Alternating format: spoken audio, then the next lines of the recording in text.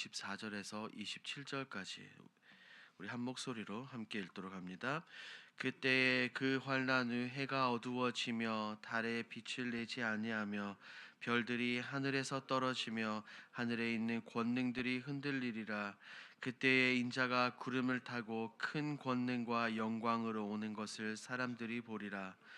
또 그때에 그가 천사들을 보내어 자기가 택하신 자들을 땅 끝으로부터 하늘 끝까지 사방에서 모으리라. 아멘. 오늘 본문은 예수님께서 종말과 재림에 대해서 이 제자들에게 사람들에게 말씀하신 내용입니다. 예루살렘 성전의 파괴와 큰 환란이 있을 것을 얘기하시고 거짓 선지자, 거짓 그리스도인이 나타나 사람들을 미혹할 것을 경고하십니다. 그리고 마지막 때에 인자가 큰 권능과 영광으로 다시 오셔서 하나님의 택하신 자들을 다시 모으실 것을 말씀하시는데, 이 말씀은 우리 성도들을 끝까지 깨어 믿음을 지킬 것을 강조하고 있습니다. 오늘 본문이 우리에게 무엇을 말하고자 하는지 함께 살펴보도록 하겠습니다. 내용 관찰 1번입니다. 멸망에 가증한 것이 서지 못할 곳에 서면 어떻게 해야 합니까? 우리가 읽진 않았지만 14절부터 16절까지 말씀을 보면 여러 가지 이야기가 나오죠. 산으로 도망하고 지붕 위에 있고 겉옷을 가지러 뒤를 돌아보지 말라고 합니다. 이것은 그날이 매우 급박하고 위태로운 때이기 때문에 세상의 것에 미련을 두지 말라는 분명한 하나님의 말씀입니다. 2번입니다. 예수님께서는 택하신 자들을 위해 무엇을 행하십니까? 예수님께서는 하나님께서 택하신 자들을 위해 환난의 날들을 감해 주시죠. 그리고 그 고통의 시간이 길지 않도록 하셨습니다. 또한 재림하실 때에는 천사들을 보내어 사방에서 흩어진 자들을 분명히 모으겠다라고 이렇게 하셨어요.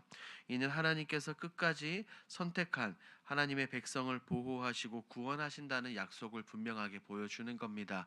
이 부분을 우리 연구와 묵상에서 조금 더 살펴봅니다. 연구와 묵상입니다. 예수님께서는 왜 종말의 때에 택하신 자들을 모으십니까? 이 종말의 때에 택하신 자들을 모으는 이유는 하나님께서 약속하신 구원을 온전히 이루시기 위함입니다. 하나님은 세상이 시작되기 전부터 선택받은 사람들을 택하시고 그들을 보호하시며 지금까지 인도해 오셨죠. 이 땅의 삶이 끝나고 마지막 심판이 임할 때 하나님은 이 선택받은 백성을 결코 잊지 않으시고 예수님께서 친히 그들을 하나도 빠짐없이 모으셔서 영원한 생명의 자리로 그들을 인도하시기 때문입니다. 우리 주님께서는 큰 환난과 혼란 속에서도 하나님의 택하신 자들을 위해 끝까지 보호하신다고 하셨습니다. 마지막 때에 천사들을 보내어 땅 끝에서 하늘 끝까지 흩어져 있는 하나님의 백성들을 다 모은다고 말씀하셨죠. 이것은 단순히 물리적인 모임이 아니라 하나님의 신실하심을 의미합니다. 하나님의 신실하신 구원 약속을 이루시고 믿음으로 살아온 자들을 하나님 나라로 불러 모은다는 하나님의 놀라운 계획이죠. 더불어 택하신 자들을 모으신다는 이 말씀, 이것은 단순히 개개인의 구원적인 차원을 넘어서는 것입니다. 이것은 공동체적인 회복으로 이어진다는 뜻도 우리가 담고 있다는 것을 기억해야 합니다. 이런 말씀은 하나님을 믿는 우리들에게, 성도들에게 큰 위로와 소망이 됩니다. 세상이 혼란스럽고 환란이 커질지라도 하나님은 백성을 끝까지 지키시며 마지막 순간까지도 놓치지 않고 구원을 이루신다는 우리에게 큰 위로와 소망을 안겨다 주죠. 따라서 우리는 종말을, 이 심판의 때를 두려워하기보다 하나님의 택하심에 날마다 감사하며 믿음으로 살아가야 합니다. 그리고 언제가 될지는 모르겠지만 우리 주님께서 다시 오실 그때를 기대하며 그날의 기쁨으로 우리 주님을 맞을 수 있도록 깨어 준비하는 삶을 살아야 한다는 것이죠. 느낀 점입니다. 택하신 자들에 대한 하나님의 사랑과 잃어버린 자들을 찾고자 하시는 예수님의 간절한 마음을 보며 무엇을 느낍니까? 오늘 본문에 나오는 이 예수님의 간절한 마음을 보고 묵상하며 하나님의 구원이 얼마나 철저하고 얼마나 따뜻한 사랑 안에서 이루어지는 것인지를 다시 한번 생각해 봅니다. 우리 주님께서는 하나님의 택하신 자들을 끝까지 감싸 안아 주시죠. 마지막 날의 그때에 하늘과 땅 끝에서 그들을 하나도 빠짐없이 모으신다라고 강조했습니다. 이 말씀은 하나님은 결코 선택한 이 백성들을 잊지 않으신다는 거예요. 시간과 장소를 초월해 끝까지 책임지시는 분임을 깨닫게 됩니다.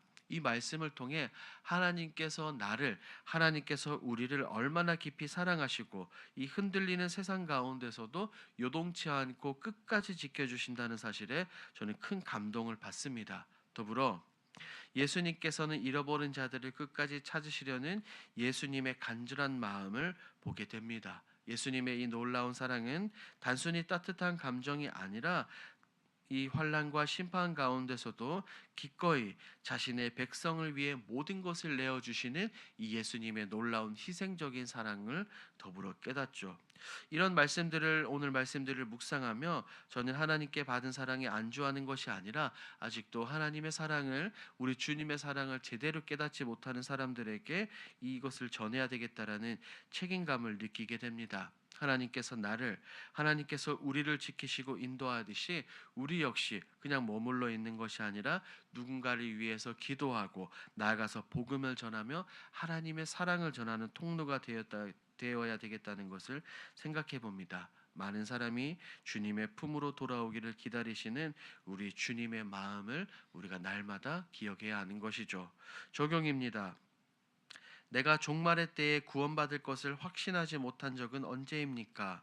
우리는 연약한 인간이기 때문에 때때로 이런 마음이 들 수도 있습니다. 만약 그렇다면 우리가 종말의 때에 구원받을 것을 확신하지 못했던 때는 우리의 연약함과 부족함을 바라보며 때로는 두려움에 휩싸여 있을 때가 아닌가라는 생각을 해봅니다. 성경을 보면 몇몇 인물들도 이와 같은 두려움에 빠졌습니다. 베드로 역시 우리 주님을 끝까지 따르겠다라고 분명히 고백했지만 이 위기의 순간에 3번이나 부인하며 그의 믿음이 흔들렸다는 것이죠. 도마 또한 예수님의 부활을 믿지 못하고 의심했지만 예수님은 그를 정죄하지 않으시고 직접 나타나시고 그를 만나시고 그의 믿음을 회복시켜 주셨습니다.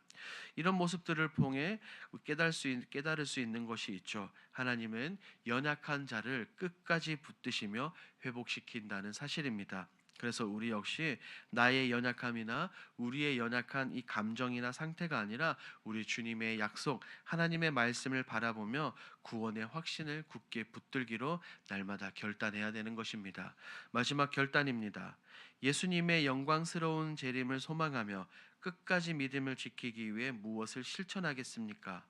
우리 주님의 영광스러운 재림을 소망하며 우리가 끝까지 믿음을 실천하기 위해 하루에 2가지 간단한 이 실천을 해보는 것은 어떻겠습니까? 첫 번째, 매일 말씀 묵상과 기도를 생활화하는 것입니다. 지금처럼 하루를 시작할 때 최소 10분이라도 하나님께 나와 말씀을 읽고 우리 주님의 다시 오심을 기억하며 기도하는 습관을 들이는 것이죠. 말씀과 기도는 다름 아닌 우리의 마음을 깨어 있게 하고 믿음을 지키는 가장 실제적인 방법이기 때문입니다. 두 번째, 믿음의 공동체 안에서 꾸준히 교제하는 것입니다. 우리 교회가 지금 순모임이 굉장히 활성화되고 있죠. 우리가 주일 예배뿐 아니라 순모임 혹은 여러 가지 성경 공부 모임에 성실히 참여하며 서로의 믿음을 격려하고 붙드는 것이죠.